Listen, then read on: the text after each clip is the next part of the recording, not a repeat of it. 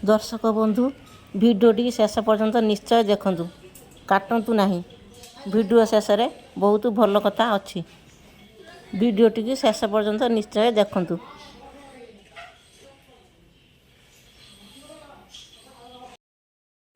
जय जगन्नाथ। नमस्कार दर्शक बंधु, आपण मानक मोर बहुत बहुत शुभेच्छा।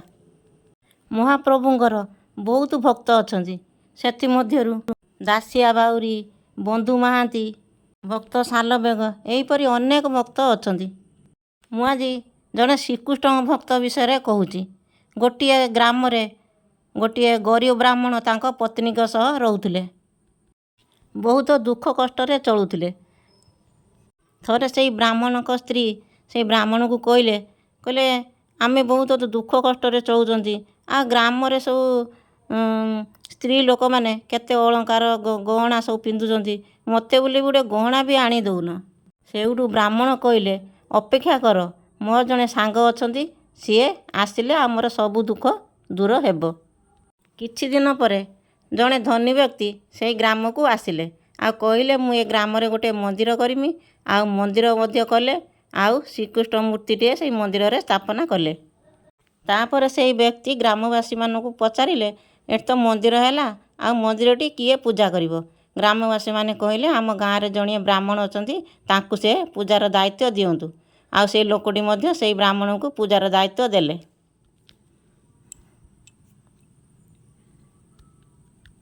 ता पर दिन सकाळू ब्राह्मण जाई मंदिर रे पहुँचिले।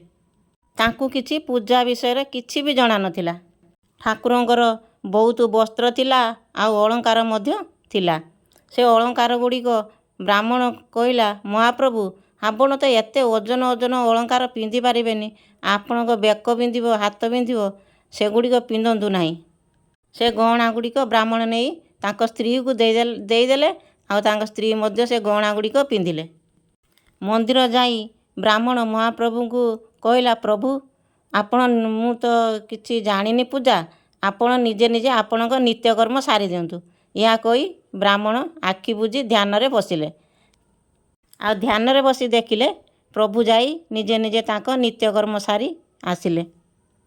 तापरे ब्राह्मण आखि खोली कहले, प्रभु आपण नित्यकर्म सारी आसिले, एबे आपण स्नान करिवे।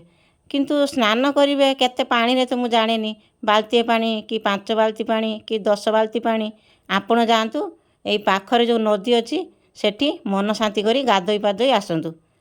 या कही ब्राह्मण आखि बुझी पुणी ध्यान रे बसिले। ध्यान रे बसी देखिले प्रभु जाई नई रे गाधोई घसी पुची हेई मन शांति करी गाधोई आसिले। ब्राह्मण ध्यान रे बसी सबू देखुतिले।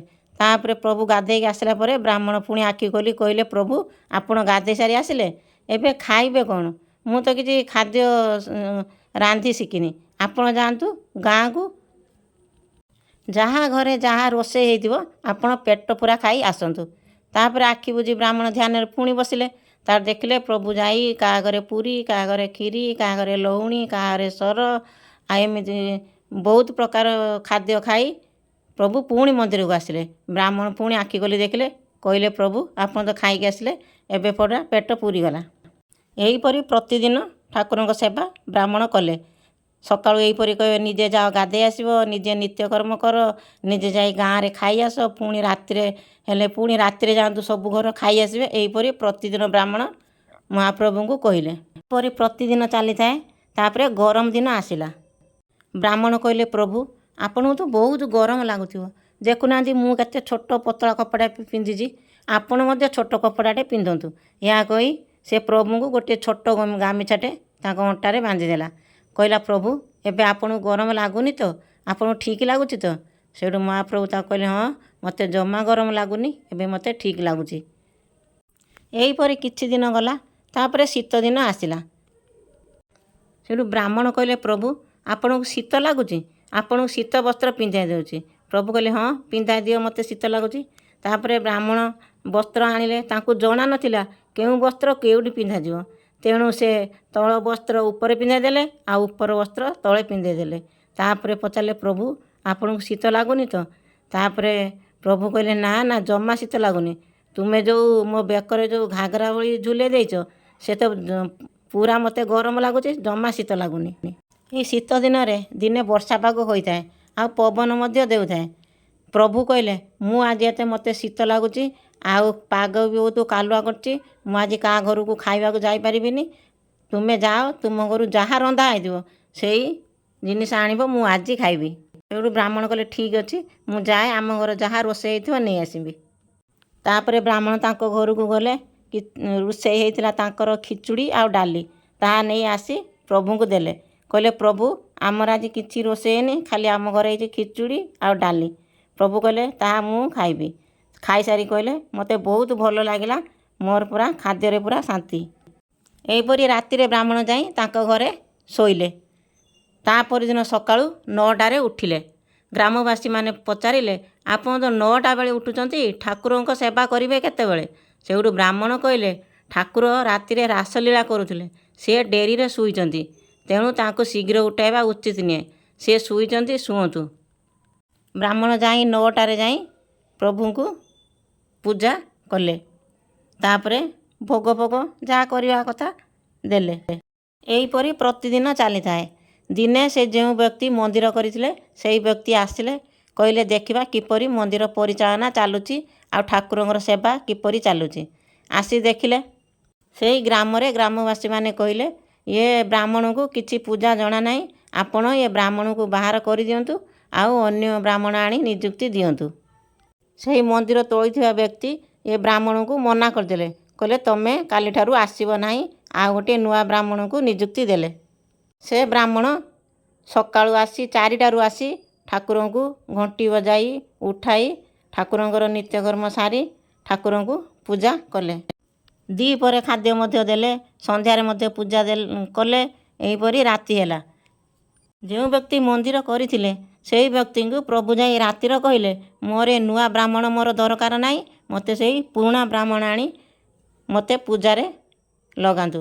ସେ ଏ ନୂଆ ବ୍ରାହ୍ମଣ ମୋତେ ରାତିରେ ଶୁଆଇ ଦେଉନାହାନ୍ତି, ରାତି 4ଟାରୁ ଆସି ଉଠାଇ ଦେଉଛନ୍ତି, ମୁଁ ଶାନ୍ତିରେ ଟିକେ ଶୋଇପାରୁନି, ମୋର ସେଇ ପୁରୁଣା ବ୍ରାହ୍ମଣ ଦରକାର।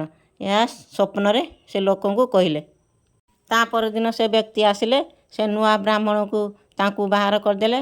କହିଲେ, ପୁଣି ସେଇ ପୁରୁଣା ବ୍ରାହ୍ମଣକୁ ପୁଣି ନେଇ ମନ୍ଦିର ପୂଜାରେ ଲଗାଇଲେ। ଏବେ ପ୍ରଭୁ ଖୁସି, ବ୍ରାହ୍ମଣ ମଧ୍ୟ ଖୁସି। ପ୍ରଭୁଙ୍କ ଦୟାରେ ବ୍ରାହ୍ମଣ ବି ବହୁତ ଧନ୍ୟ ହୋଇଗଲା ଓ ଖୁସିରେ ରହିଲା। ଠାକୁର ଖୁସିରେ ରହିଲେ, ବ୍ରାହ୍ମଣ ବି ଖୁସିରେ ରହିଲା। ମୋ ଭିଡ଼ିଓଟି କେମିତି ଲାଗୁଛି ଆପଣ ଲାଇକ୍ ଆଉ ସବସ୍କ୍ରାଇବ୍ ନିଶ୍ଚୟ କରନ୍ତୁ। ଆମେ କ'ଣ ଖାଲି ଠାକୁର ପୂଜା ବେଳେ ଠାକୁରଙ୍କୁ ଭକ୍ତି କରିବା?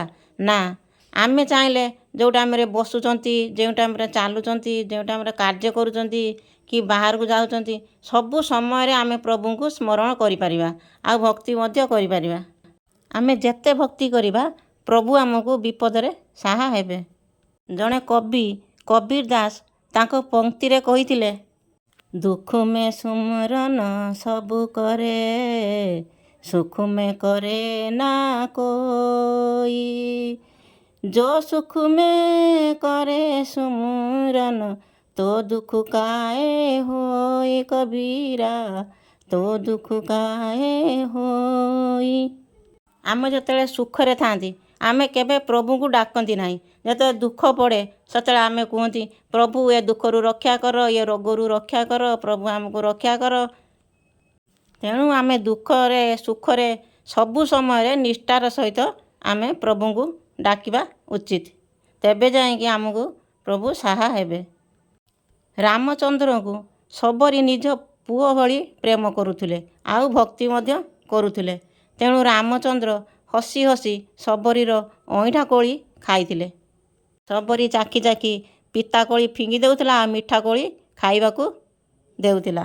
ତେଣୁ ରାମଚନ୍ଦ୍ର ଖୁସି ହୋଇ ସେ ଭକ୍ତି କରୁଥିଲା ବୋଲି ଖୁସିରେ ତା କୋଳି ଖାଉଥିଲେ, ହସି ହସି ଖାଉଥିଲେ। ଦାସିଆ ବାଉରୀ ଜଗନ୍ନାଥଙ୍କୁ ଏତେ ଭକ୍ତି କରୁଥିଲା ଯେ ତା ନଡ଼ିଆକୁ ପୂଜାରୀମାନେ ଛୋଟ ଜାତି କହି ତା ନଡ଼ିଆକୁ ଭୋଗ କରିବା ପାଇଁ ନେଇନଥିଲେ ଆଉ ମହାପ୍ରଭୁ ନିଜେ ଆସି ତା ନଡ଼ିଆକୁ ନେଇଯାଇଥିଲେ। ଆମେ ଯେତିକି ସମୟ ଠାକୁରଙ୍କୁ ଡାକିବା ଭକ୍ତିରେ ସହ ଡାକିବା। ଭିଡ଼ିଓଟି କେମିତି ଲାଗିଲା ଲାଇକ୍ ସେୟାର ନିଶ୍ଚୟ କରନ୍ତୁ।